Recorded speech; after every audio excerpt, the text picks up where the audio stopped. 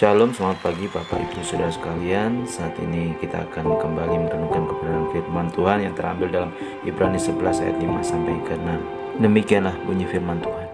Karena iman, Henokh terangkat, supaya ia tidak mengalami kematian, dan ia tidak ditemukan, karena Allah telah mengangkatnya.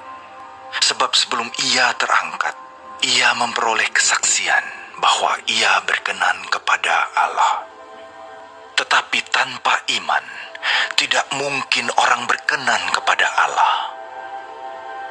Sebab barang siapa berpaling kepada Allah, ia harus percaya bahwa Allah ada, dan bahwa Allah memberi upah kepada orang yang sungguh-sungguh mencari Dia.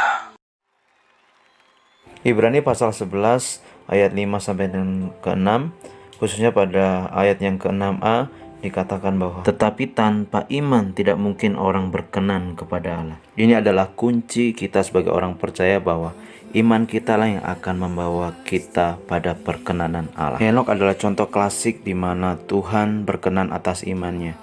Dan kita akan belajar dari Henokh bagaimana kaitan iman dengan perkenanan Tuhan yang didapat oleh seorang Henokh. Kitab Roma menjelaskan bahwa iman tumbuh dari pendengaran akan firman. Di sini firman dikatakan dengan kata rema. Kata rema adalah bagian dari logos yang dihidupkan oleh Roh Kudus yang diberitakan secara khusus kepada kita. Jadi jika kita berkata saya punya iman, dan iman kita timbul oleh karena kita mendengar apa yang Tuhan katakan kepada kita, dan apalagi kalau kita melakukan apa yang Tuhan katakan, itulah perkenanan Tuhan yang turun atas hidup kita.